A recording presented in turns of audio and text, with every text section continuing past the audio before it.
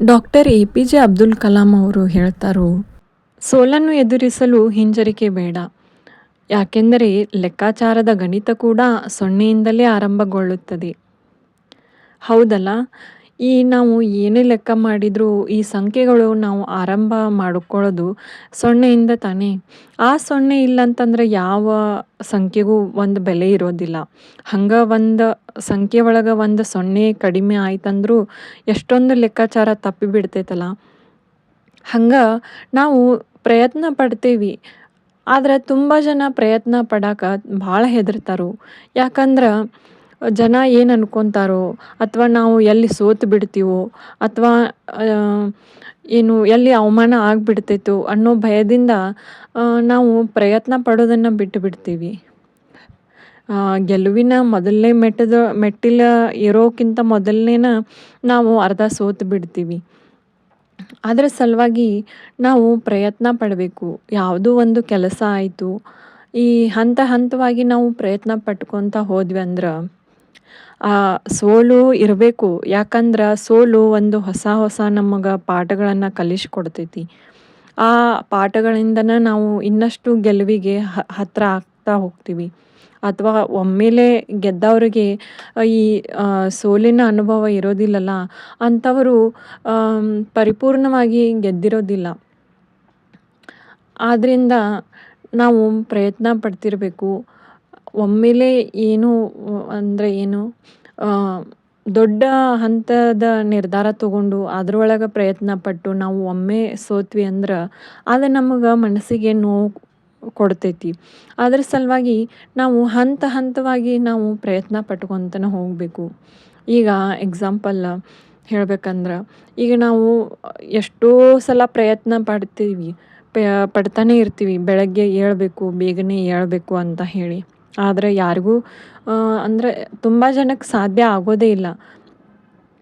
ಆದರೆ ಆವಾಗ ಏನು ಮಾಡಬೇಕು, ನಾವು ಈಸಿ ಸೊಲ್ಯೂಷನ್ಸ್ ಹುಡುಕ್ತಾ ಇರಬೇಕು.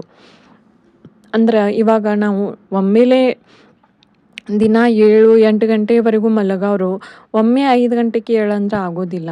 ಅದಕ್ಕೆ ನೀವೇನು ಮಾಡಬೇಕು, ಹಂತ ಹಂತವಾಗಿ ನೀವು ಪ್ರಯತ್ನ ಪಡಬೇಕು. ಇವಾಗ 7 ಗಂಟೆಗೆ ಏಳೋರು ಒಂದು ದಿವಸ ಅಲಾರಾಮ್ ಇಟ್ಕೊಂಡು 6:30ಗೆ ಏಳಕ್ಕೆ ಟ್ರೈ ಮಾಡಬೇಕು.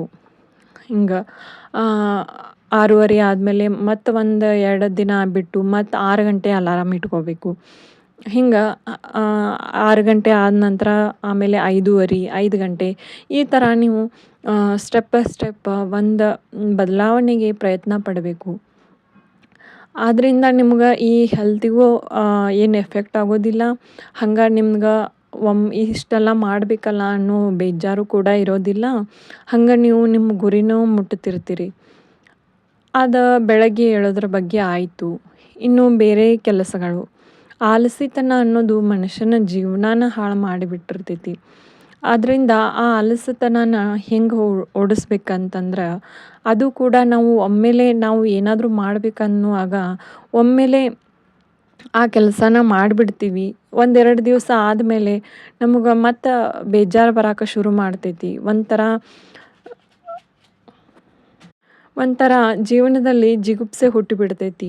ಇದನ್ನೆಲ್ಲ ಮಾಡಬೇಕಲ್ಲ, ಮನಸ್ಸಿಗೆ ಒಂಥರ ಏನೋ ಅಂದರೆ ಜೀವನದ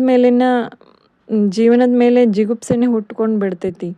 ಅಂದರೆ ಒಮ್ಮೆ ನಾವು ಪ್ರಯತ್ನ ಪಡಕ್ಕೆ ಹೋಗ್ತೀವಲ್ಲ ಗುರಿನ, ಅದರ ಸಲುವಾಗಿ. ಅದೇ ಪ್ರಕಾರ ನೀವು ಯಾವುದಾದ್ರೂ ಒಂದು ಕೆಲಸನ ಕಲಿಬೇಕಾಗಿರ್ತೈತಿ. ಯಾವುದಾದ್ರೂ ಹೊಸದಾಗಿರುವಂಥ ಕೆಲಸಗಳಲ್ಲಿ ನೀವು ತೊಡಗಬೇಕಾಗಿರ್ತೈತಿ. ಅಥವಾ ಆ ಕೆಲಸಗಳು ನೀವು ಅನಿವಾರ್ಯವಾಗಿ ಮಾಡಲೇಬೇಕಾಗಿರ್ತೈತಿ. ಆವಾಗ ನೀವು ಅದ್ರ ಬಗ್ಗೆ, ಈ ಕೆಲಸದ ಬಗ್ಗೆ ಹೇಗೆ ಆಸಕ್ತಿ ಹುಟ್ಟಿಸ್ಕೊಳ್ಳೋದು ಅನ್ನೋದನ್ನು ನಾವು ಸ್ವಲ್ಪ ಎಲ್ಲ ಕಡೆ ಹುಡುಕಿ ಒಂದು ಪ್ರಯತ್ನ ಮಾಡಬೇಕು. ಮೊದಲು ಆ ಕೆಲಸದ ಬಗ್ಗೆ ನಾವು ಅರ್ಥ ಮಾಡ್ಕೋಬೇಕು. ಅರ್ಥ ಮಾಡ್ಕೊಂಡ ಮೇಲೆ ಅದನ್ನು ಮನಸ್ಸಿನೊಳಗೆ ಮನನ ಮಾಡಿಕೊಂಡು, ಅಂದರೆ ಇದು ಯಾಕೆ ಮಾಡಾಕತ್ತೀವಿ ಅನ್ನೋದನ್ನ ಬಗ್ಗೆ ನಾವು ಮನನ ಮಾಡ್ಕೋಬೇಕು. ಮಾಡ್ಕೊಂಡ ಮೇಲೆ ಅದನ್ನು ಒಂದು ಕಾರ್ಯರೂಪಕ್ಕೆ ತರಕ್ಕೆ ಒಂದು ಹಂತ ಹಂತವಾಗಿ ನಾವು ಯೋಜನೆ ರೂಢಿಸ್ಕೋಬೇಕು. ಆಮೇಲೆ ಇನ್ನು ಬರೋ ಕೆಲವೇ ದಿನದೊಳಗೆ ನೀವು ಅದ್ರೊಳಗೆ ಪರಿಣಿತ ಆಗಿಬಿಡ್ತೀರಿ.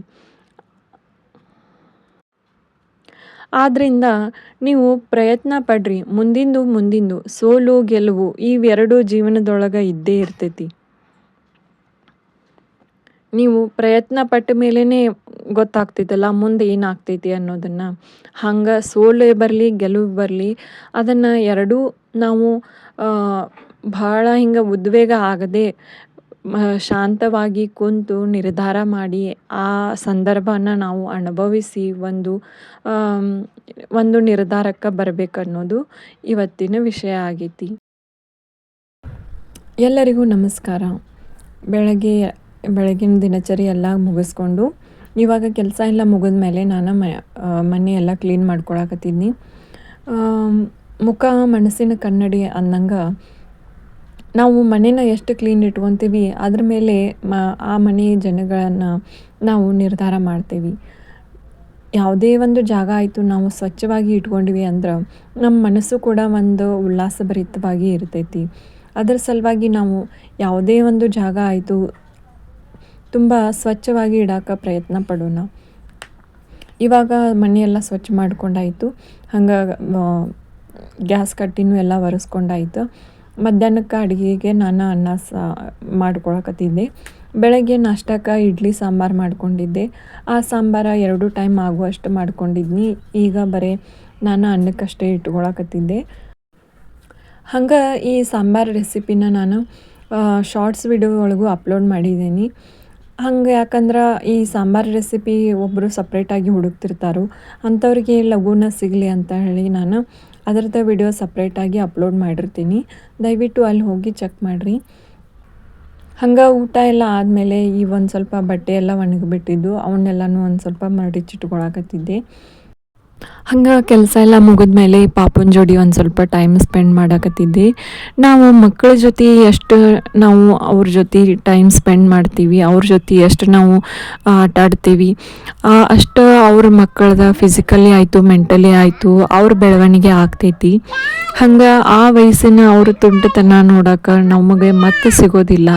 ಆದ್ದರಿಂದ ಅವ್ರ ಜೊತೆ ನೀವು ಎಷ್ಟು ಟೈಮ್ ಸ್ಪೆಂಡ್ ಮಾಡ್ತೀರಿ ಅಷ್ಟು ಒಳ್ಳೆಯದಂತ ಹೇಳ್ತಾ ಈ ವಿಡಿಯೋನ ಇಲ್ಲೇ ಮುಗಿಸ್ತಾ ಇದ್ದೀನಿ.